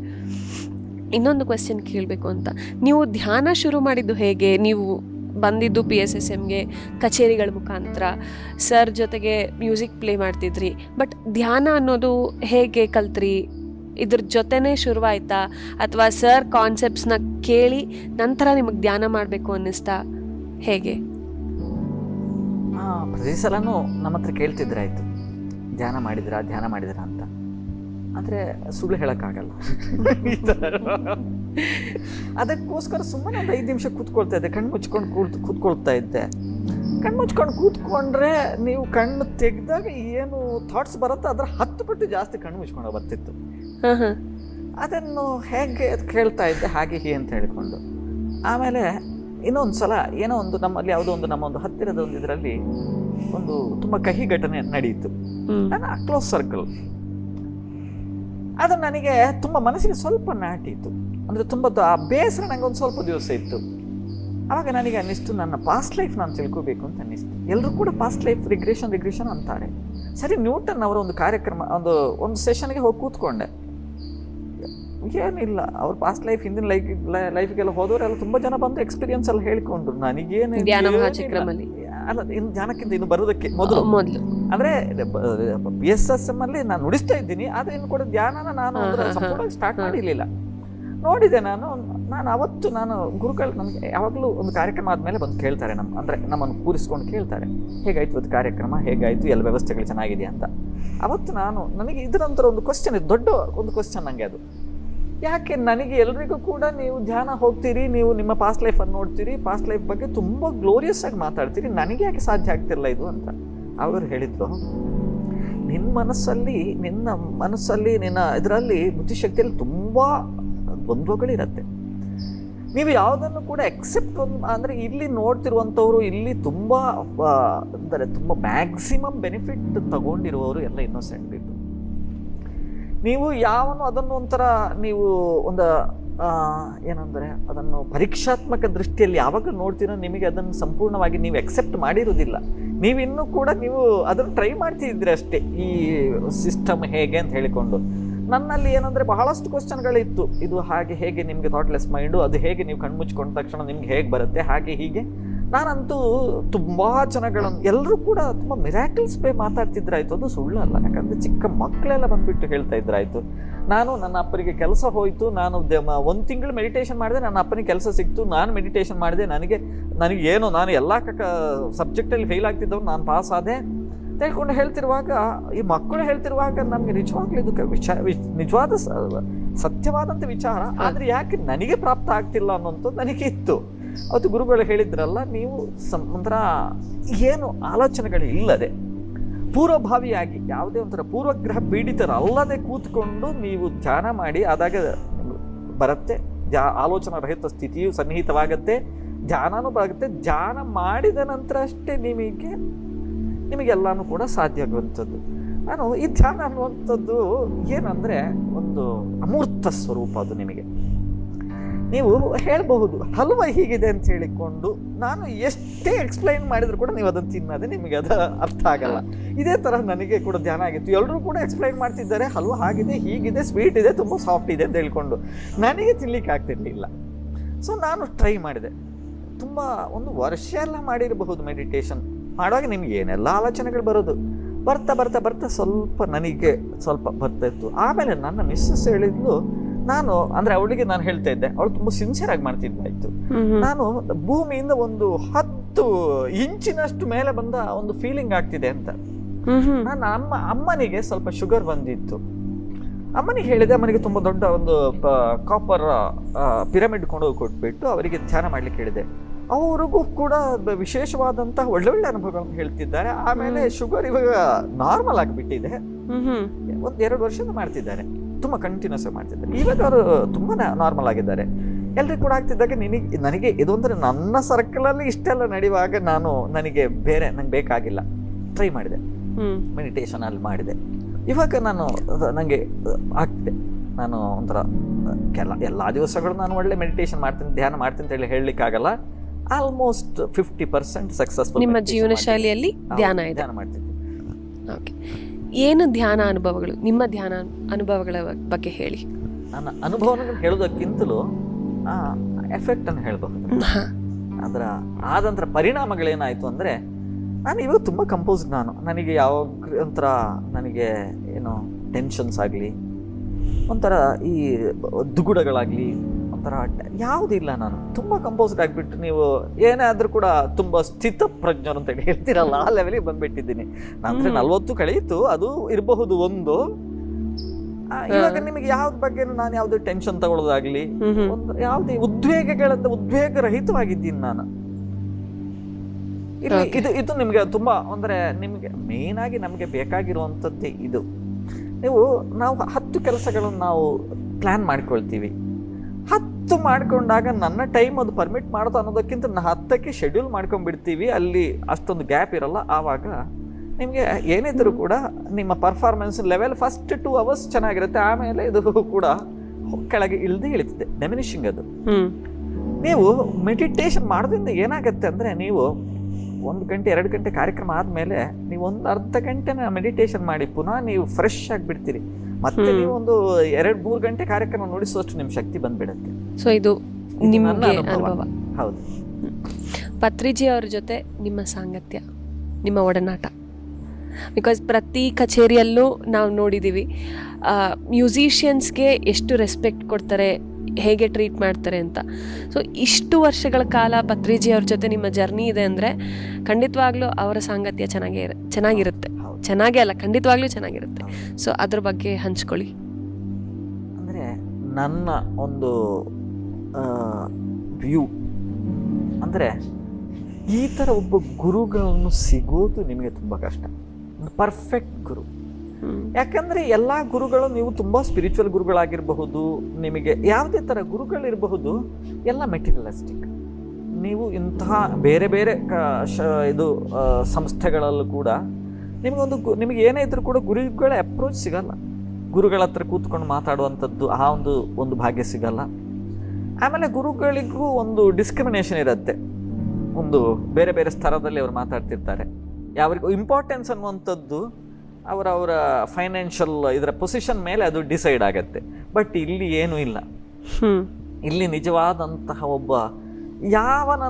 ಯಾವನ ಒಂದು ಚಿಕ್ಕ ಮಗುವನ್ನು ಕೂಡ ಮಾತಾಡಿಸ್ತಾರೆ. ಅವನು MLA ಬಂದರೂ ಕೂಡ ಅಷ್ಟೇ, ಪ್ರೈಮ್ ಮಿನಿಸ್ಟರ್ ಬಂದರೂ ಕೂಡ ಅಷ್ಟೇ, ಒಬ್ಬ ಚಿಕ್ಕ ಮಗು ಕೂಡ ಅಷ್ಟೇ, ಎಲ್ರಿಗೂ ಕೂಡ ಒಂದು ಈಕ್ವಲ್ ಆಗಿ ಇದು ಮಾಡ್ತಾರೆ. ಆದರೆ ಒಂದು ಸ್ವಂತ ಜೀವನದಲ್ಲಿ ಬಹಳಷ್ಟು ಮೌಲ್ಯಗಳನ್ನು ಅಳವಡಿಸಿಕೊಂಡಿರುವಂತಹ ಇಂಥ ಒಬ್ಬ ಗುರುಗಳು ಸಿಕ್ಕಿರುವಂಥದ್ದು ನಮ್ಮ ಪೂರ್ವಜನ್ಮ ಸುಕೃತ ಒಂದು. ಮತ್ತು ಇಂತಹ ಒಬ್ಬ ಗುರುಗಳ ನಿಜವಾಗ್ಲೂ ಪ್ರತಿಯೊಬ್ಬ ಮನುಷ್ಯನಿಗೆ ಬೇಕೇ ಬೇಕು. ಯಾಕಂದರೆ ಜೀವನ ವಿದ್ಯೆ ಅನ್ನುವಂಥದ್ದು ಒಂದು ಸಾಧಾರಣ ವಿದ್ಯೆ ಅಲ್ಲ. ಅದು ನೀವೊಂಥರ ಲೌಕಿಕ ವಿದ್ಯೆಯನ್ನು ಕಲೀಲಿಕ್ಕೆ ನೀವು 10-15 ವರ್ಷ ನೀವು ಸ್ಪೆಂಡ್ ಮಾಡಿದರೂ ಕೂಡ ನೀವು ಅಲ್ಲಿ ನಾವು ಸಾಕಾಗಿರೋದಿಲ್ಲ. ಇನ್ನು ಕೂಡ ನೀವು 10ನೇ ಕ್ಲಾಸ್ ಓದ್ತೀರಿ, PUC ಓದ್ತೀರಿ, ನೀವು ಡಿಗ್ರಿ ಮಾಡ್ತೀರಿ, ನೀವು ಪೋಸ್ಟ್ ಗ್ರಾಜುಯೇಷನ್ ಮಾಡ್ತೀರಿ, ಡಾಕ್ಟರೇಟ್ ಮಾಡ್ತೀರಿ, ಅಷ್ಟು ಮಾಡಿದ್ರೆ ನಿಮಗೆ ಸಾಕಾಗಲ್ಲ. ಅದು ನಿಮಗೆ ಲೌಕಿಕ ಜೀವನಕ್ಕೆ ಇಷ್ಟು ಬೇಕಾಯಿತು ಅಂದರೆ, ಒಂದು ಜೀವನನ ನೀವು ಯಾವ ಥರ ರೂಪಿಸ್ಕೋಬೇಕು ಅನ್ನೋಂಥದ್ದಕ್ಕೆ ನಿಮಗೆ 1-2 ವರ್ಷಗಳಲ್ಲಿ ನಿಮ್ಗೆ ಸಾಕಾಗಲ್ಲ. ನೀವು ಜೀವನ ಪರ್ಯಂತ ಒಬ್ಬ ಗುರುವಿನ ಅವಶ್ಯಕತೆ ನಿಮಗಿದೆ. ಅಂತಹ ಒಂದು ಪ್ರಬುದ್ಧವಾದಂತಹ ಒಬ್ಬ ರೈಟ್ ಗುರು ನಮಗೆ ಸಿಕ್ಕಿರೋದು ನಮ್ಮ ಭಾಗ್ಯ. ಮತ್ತು ಪತ್ರಿಜಿ ಅಂದರೆ ಅಂಥ ಒಬ್ಬರು ಗ್ರೇಟ್ ಗುರು ಅಂತ ಹೇಳ್ಕೊಂಡು ನಾನು ಅವರನ್ನು ರೆಸ್ಪೆಕ್ಟ್ ಮಾಡ್ತೀನಿ. ಸರ್ ಜೊತೆ ನಾನಿದ್ದಾಗ ನನಗೆ ಮರೆಯಲಾರ್ದಂಥ ಅನುಭವ ಅಂದರೆ ಕಚೇರಿಗಳನ್ನ ಹೊರತುಪಡಿಸಿ ಯಾವುದಾದ್ರೂ ಅನುಭವನ ಹಂಚ್ಕೊಳ್ಳೋಕೆ ಇಷ್ಟಪಡ್ತೀರಾ? ಆ ಥರ ನನಗೆ ಅನುಭವಗಳೇನಿಲ್ಲ. ಯಾಕಂದರೆ ಪ್ರತಿ ಸಲನೂ ಒಬ್ಬ ಗ್ರೇಟ್ ಮನುಷ್ಯನ ವ್ಯಕ್ತಿಯ ಒಂದು ಇರುವಿಕೆ ಇದೆ ಅಲ್ಲ, ಅದೇ ಒಂದು ಎನ್ವೈರ್ಮೆಂಟನ್ನು ಅದು ಎಲಿವೇಟ್ ಮಾಡುತ್ತೆ. ಸೊ ನೀವು ಅಂಥದ್ದನ್ನು ನೀವು ಒಂದ್ಸಲ ಅಲ್ಲ, ನೀವು ದಿನ ಅದನ್ನೇ ನೀವು ನೋಡ್ತಾ ಇದ್ರೆ ನಮಗೆ ಡಿಫ್ರೆನ್ಸ್ ನೆಲೆ ಏನು ಕಾಣಲ್ಲ. ಎಲ್ಲ ದಿವಸಗಳು ಎಲ್ಲ ಕಾರ್ಯಕ್ರಮಗಳು ನಮಗೆ ಒಂದು ಖುಷಿ ಕೊಡುವಂಥ ಕಾರ್ಯಕ್ರಮಗಳೇ. ನಿಮಗೆ ಎಲ್ಲ ಕಾರ್ಯಕ್ರಮಗಳು ನಾನು ನುಡಿಸೋದ್ರಲ್ಲಿ ನನಗೆ ಬೇಸರದ್ದೇನಿಲ್ಲ. ಎಲ್ಲ ಕಾರ್ಯಕ್ರಮಗಳು ನನಗೊಂದು ತೃಪ್ತಿ ಕೊಟ್ಟಿರ್ತದೆ. ನಿಮಗೆ ನಿಮ್ಮ ಒಂದು ಪ್ರೊಫೆಷನಲ್ ಲೈಫಲ್ಲಿ ತೃಪ್ತಿ ಸಿಗುವಂಥದ್ದು ಅಂದರೆ ಅದೊಂದು ತುಂಬ ದೊಡ್ಡ ಗ್ರೇಟ್ ಅಚೀವ್ಮೆಂಟ್. ಅದು ಅಂಥದ್ದು ನಾವು ಸಿಕ್ಕಿತ್ತು ಅಂದರೆ ನಾವು ನಿಜವಾಗ್ಲೂ ನಮ್ಮ ಒಂದು ಪ್ರೊಫೆಷನ್ಗೆ ನಾವೊಂದು ಜಸ್ಟಿಸ್ ಕೊಡ್ತೀವಿ ಅಂತ ತಿಳ್ಕೊಬೋದು. ಪುಸ್ತಕಗಳನ್ನು ಓದೋ ಅಭ್ಯಾಸ ಉಂಟಾ? ಇದೆ. ಆದರೆ ನಾನು ಇನ್ನೂ ಕೂಡ ಅದರಿಂದ ಹೊರಗೆ ಬಂದಿಲ್ಲ. ಇನ್ನೂ ಕೂಡ ಅಷ್ಟೇ ನಾನು RSS ಬ್ಯಾಕ್ಗ್ರೌಂಡ್ ಬಂದಿರೋದು. RSS ಸ್ವಯಂ ಸೇವಕ ಚಿಕ್ಕ ಹುಡುಗನಿಂದಲೇ. ಇನ್ನೂ ಕೂಡ ಗುರೂಜಿಗಳ ಥಾಟ್ಲೆಸ್ ಚಿಂತನ ಗಂಗಾ ಅಂತ ಹೇಳ್ಕೊಂಡು ಆ ಬುಕ್ ನನ್ನ ತುಂಬ ಪ್ರಿಯವಾದಂಥ ಬುಕ್ಗಳಾಗಿತ್ತು. ಆಮೇಲೆ ನಾನು ಈ ಬೇರೆ ಗುರುಗಳದ್ದು ಆ ಗುರುಗಳ ವಿಚಾರಧಾರೆಗಳ ಓದೋದಕ್ಕಿಂತ ಕೇಳೋದು ಜಾಸ್ತಿ. ನಾನಂದರೆ ನೀವು ಬರೀ ಗುರುಗಳದ್ದು ಎನ್ಲೈಟೆಂಡ್ ಪೀಪಲ್ದು ಮಾತ್ರ ಅಲ್ಲ, ನಾನು ಎಲ್ಲರದ್ದನ್ನು ಕೂಡ ಕೇಳ್ತೀನಿ. ಯಾಕೆಂದರೆ ಯಾವನು ಕೂಡ ಅವನದ್ದು ಕ್ಷುಲ್ಲಕಲ್ಲ. ಅವನ ಎಕ್ಸ್ಪೀರಿಯನ್ಸು ನಮಗೆ ಅದು ಹೊಸ ಒಂದು ಆಯಾಮನ ತೋರಿಸ್ತಿರತ್ತೆ, ಹೊಸ ಒಂದು ದೃಷ್ಟಿಯನ್ನು ತೋರಿಸ್ತದೆ ಅದು ನಮಗೆ. ಖಂಡಿತ ಓದ್ತೀನಿ, ತುಂಬಾ ಓದಲ್ಲ. ಯಾಕಂದ್ರೆ ನಾನು ಒಂದು ದಿವಸದಲ್ಲಿ 10 ಗಂಟೆ ನಾನು ಆನ್ಲೈನ್ ಕ್ಲಾಸ್ ಮಾಡ್ತಿರ್ತೀನಿ. ಎವ್ರಿ ಆಲ್ಟರ್ನೇಟ್ ಡೇಸ್ ಅಲ್ಲಿ ಗೆಸ್ಟ್ ಅಥವಾ ಇಲ್ಲಿ ಗೆಸ್ಟ್, ಇಲ್ಲಿ ಒಂದು ಸ್ಪೀಚ್ ಅಲ್ಲಿ ಸ್ಪೀಚ್ ಅಂತ ಹೇಳ್ಕೊಂಡು ಹೀಗೆ ಎಲ್ಲೋ ಒಂದು ಇದ್ದೇ ಇರುತ್ತೆ. ಹಾಗಾಗಿ ನನಗೆ ಅದಕ್ಕಿಂತ ಜಾಸ್ತಿ ನನಗೆ ಪುನಃ ನಾನು 10 ಗಂಟೆ ನೀವು ಕಂಪ್ಯೂಟರ್ ಅಲ್ಲಿ ಕೂತ್ಕೊಂಡ್ರೆ ಮತ್ತೆ ಪುನಃ ನನಗೆ ಓದುವಂತಹ ಒಂದು ತಾಳ್ಮೆ ಇರಲ್ಲ. ನಿಮ್ಮ ಸಂದೇಶ ಆಧ್ಯಾತ್ಮಿಕದ ಬಗ್ಗೆ, ಸಸ್ಯಾಹಾರ ಬಗ್ಗೆ, ಮ್ಯೂಸಿಕ್ ಬಗ್ಗೆ ಕೂಡ ಜನರಿಗೆ ನಿಮ್ಮ ಸಂದೇಶ ಏನು ಹೇಳಕ್ಕೆ ಇಷ್ಟಪಡ್ತೀರಾ? ನಾನು ಇಲ್ಲಿವರೆಗೂ ಬಹಳಷ್ಟು ಸಂದೇಶಗಳು, ಅಂದರೆ ನಾನು ತಿಳ್ಕೊಂಡಿರುವಂತಹ ಸತ್ಯಗಳೇ ಸಂದೇಶಗಳು, ಇದನ್ನೇ ಹೇಳ್ತಾ ಬಂದೆ. ಆದರೆ ಇವತ್ತು ಗಾಂಧಿ ಜಯಂತಿಯ ಒಂದು ಸಂದರ್ಭದಲ್ಲಿ ನಾನು ಏನು ಹೇಳಬೇಕು ಅಂತ ಅಂದ್ಕೊಳ್ತೀನಿ ಅಂದರೆ, ನಮ್ಮ ಭಾರತ ನಿಮಗೆ ಸ್ಪಿರಿಚುವಲ್ ಆಗಿ ಇದು ಇಡೀ ವಿಶ್ವಕ್ಕೆ ಒಂದು ಗುರು ಆಗಬೇಕು ಅಂತ ಅನ್ನುವಂಥದ್ದು ನಮಗೆಲ್ರಿಗೂ ಇದೆ. ಆ ಗುರು ಆಗಬೇಕು ಅಂದರೆ ನೀವು ಅಹಿಂಸೆನೇ ಇದಕ್ಕೆ ಮೂಲ. ಈ ಅಹಿಂಸೆಯ ಒಂದು ತತ್ವದ ಮೇಲೇ ತಮ್ಮ ಫುಲ್ಲು ಜೀವನವನ್ನು ರೂಪಿಸಿಕೊಂಡಂಥವರು ಮಹಾತ್ಮ ಗಾಂಧೀಜಿಯವರು. ಅಂತಹ ಮಹಾತ್ಮ ಗಾಂಧೀಜಿಯವರ ಈ ಜನ್ಮ ದಿವಸ ಅನ್ನು ನಾವು ಆಚರಿಸುವಾಗ ನಾವು ಅಟ್ಲೀಸ್ಟ್ ಒಂದು ಅಹಿಂಸೆಯನ್ನು ನಮ್ಮ ಜೀವನದಲ್ಲಿ ಅಳವಡಿಸಿಕೊಳ್ಳಿಕ್ಕೆ ಟ್ರೈ ಮಾಡಿದರೆ ಇನ್ನೊಂದು 10 ವರ್ಷದಲ್ಲಿ ನಮ್ಮ ಭಾರತ ಈ ಥರ ಕೊಲೆ, ದರೋಡೆ, ಅತ್ಯಾಚಾರಗಳಿಂದ ವಿಮುಕ್ತವಾಗಿಬಿಟ್ಟು ಒಂದು ಸುಸಂಪನ್ನವಾದಂಥ ರಾಮರಾಜ್ಯ ಆಗ್ಬೋದು ಅಂತ ಹೇಳಿಕೊಂಡು ನಾನು ಆಶಿಸ್ತೀನಿ. ಆಗ್ಬಹುದು, ಖಂಡಿತವಾಗ್ಲೂ ಕೂಡ. ನಮ್ಮಲ್ಲಿ ಬಹಳಷ್ಟು ಜನ ಗಾಂಧೀಜಿಯನ್ನು ಇಷ್ಟಪಡ್ತಾರೆ. ಯಾಕೆ ಅಂದರೆ ಅವರ ಮೂಲಭೂತವಾಗಿ ಅವರ ತತ್ವಗಳನ್ನು ಇಷ್ಟಪಡ್ತಾರಂತ ಅನ್ನೋದಕ್ಕಿಂತಲೂ ಅವರು ಆ್ಯಸ್ ಎ ಪರ್ಸನ್ ನಮಗೆ ಅವರ ಬಗ್ಗೆ ಮಾತಾಡೋದ್ರಿಂದ ನನಗೆ ಪಬ್ಲಿಸಿಟಿ ಸಿಗುತ್ತೆ ಅನ್ನುವಂಥ ಈ ಥರ ಉದ್ದೇಶಗಳಿಂದ ಹೊರತು ಅವರ ತತ್ವಗಳನ್ನು ನಮ್ಮ ಜೀವನದಲ್ಲಿ ಅಳವಡಿಸಿಕೊಂಡು ಮತ್ತೊಬ್ಬನಿಗೆ ಹೇಳೋದ್ರಿಂದ ಅವರು ಮಾಡುವಂಥವ್ರು ತುಂಬ ಕಡಿಮೆ ಜನ ಇದ್ದಾರೆ ಅಂತ ನನಗೆ ಅನಿಸ್ತಿದೆ. ಯಾಕೆಂದರೆ ನಮ್ಮ ಭಾರತದಲ್ಲಿ ನಿಮಗೆ ಗಾಂಧಿ ತತ್ವವನ್ನು ಒಪ್ಕೊಂಡವ್ರು ಎಷ್ಟು ಜನ ಇದ್ದಾರೆ? ಎಷ್ಟು ಜನ ನೀವು ಅದರಲ್ಲಿ ತತ್ವಗಳನ್ನು ಏನು ಅಂದರೆ ನಿಮಗೆ ಹೊರಗಿಂದ ನೀವು ಏನು ನೋಡ್ಬೋದು ಅಂದರೆ, ಎಷ್ಟು ಜನ ವೆಜಿಟೇರಿಯನ್ಸ್ ಇದ್ದಾರ, ಸಸ್ಯಾಹಾರಿಗಳಿದ್ದಾರ, ಅವರು ಇವೆಲ್ಲರೂ ಕೂಡ ತತ್ವವನ್ನು ಒಪ್ಕೊಂಡವರು. ಯಾರು ಅದನ್ನು ಒಪ್ಕೊಂಡಿಲ್ವಾ ಅವನು ತಿನ್ನುವವನು. ಇಷ್ಟೇ ನಿಮಗೆ ಎರಡೇ ಡಿಸ್ಕ್ರಿಮಿನೇಷನ್. ಅವರನ್ನು ಒಪ್ಕೊಂಡವರು ಅಹಿಂಸೆನ ಅಳವಡಿಸ್ಕೊಂಡಿರ್ತಾರೆ. ನಿಮಗೆ ಒಂದು ಬರೀ ಅಹಿಂಸೆ ಅಂದರೆ ಮನುಷ್ಯನಿಗೆ ಮಾತ್ರ ಹಿಂಸೆ ಮಾಡೋದು ಅಹಿಂಸೆ ಅಲ್ಲ. ನೀವೊಂದು ಸಣ್ಣ ಒಂದು ಇರುವೆಗೆ ಕೂಡ ಕೊಂದು ಕೂಡ ಅದು ಕೂಡ ಹಿಂಸೆನೆ. ನಾವು ಬಹಳ ನೋಡ್ತಾ ಇರ್ತೀವಿ. ನಾವು ಭಾರತದಲ್ಲಿ ಹುಟ್ಟಿಕೊಂಡು ನಿಮಗೆ ಗೋ ನಿಷೇಧವನ್ನು ಮಾಡೋದು ತುಂಬ ದೊಡ್ಡ ಒಂದು ಪ್ರಾಬ್ಲಮ್ ಆಗತ್ತೆ ಅಂತ ಹೇಳಿದ್ರೆ, ಅಟ್ಲೀಸ್ಟ್ ಅಂದರೆ ನಿಮಗೆ ಬರೀ ಗೋ ಅಂತ ಹೇಳಿ ಕೇಳಬಹುದು. ಗೋ ಅಂದರೆ ನೀವು ಹಸುವಿನ ಜೊತೆ ಎಲ್ಲಾನು ಕೂಡ ನಿಷೇಧ ಮಾಡಬೇಕದು. ಆದರೆ ಒಂದು ಸ್ಟೆಪ್ ಅಟ್ಲೀಸ್ಟ್ ಒಬ್ಬ ಮಾಡುವಾಗ ನಾವು ಹುರಿದುಂಬಿಸಬೇಕು, ಅವನಿಗೆ ಪ್ರೋತ್ಸಾಹಿಸಬೇಕು. ಅದನ್ನು ನಾವು ಕಂಡಮ್ ಮಾಡೋದಲ್ಲ. ಯಾಕಂದ್ರೆ ಅದು ನೀವು ಗಾಂಧೀಜಿಯವರಿಗೆ ತೋರಿಸಿರುವಂತಹ ಒಂದು ರೆಸ್ಪೆಕ್ಟ್. ಅದು ನಮ್ಮ ಭಾರತ ಯಾವಾಗ ನಿಮಗೆ ಫುಲ್ಲಾಗಿ ಸಸ್ಯಾಹಾರಿಗಳಾಗಿ ಮಾರ್ಪಡ್ತಾರ ಅವತ್ತು ಭಾರತ ವಿಶ್ವಗುರು ಆಗತ್ತೆ. ಆಗಲಿ ಆ ಒಂದು ದಿನ ಸನ್ನಿಹಿತವಾಗಲಿ ಅಂತ ಹೇಳ್ಕೊಂಡು ನಾನು ಈ ದಿವಸ ನಾನು ಆಶಿಸ್ತೀನಿ. Great message. Thank you so much Ganesh ಅವರೇ. ನಿಮ್ಮ ಸಮಯವನ್ನು ನಮ್ಮ PMC ವೀಕ್ಷಕರ ಜೊತೆ ಹಂಚ್ಕೊಂಡಿದ್ದೀರಾ, ನಿಮ್ಮ ಅನುಭವಗಳನ್ನ ಹಂಚ್ಕೊಂಡಿದ್ದೀರಾ. Thank you so much.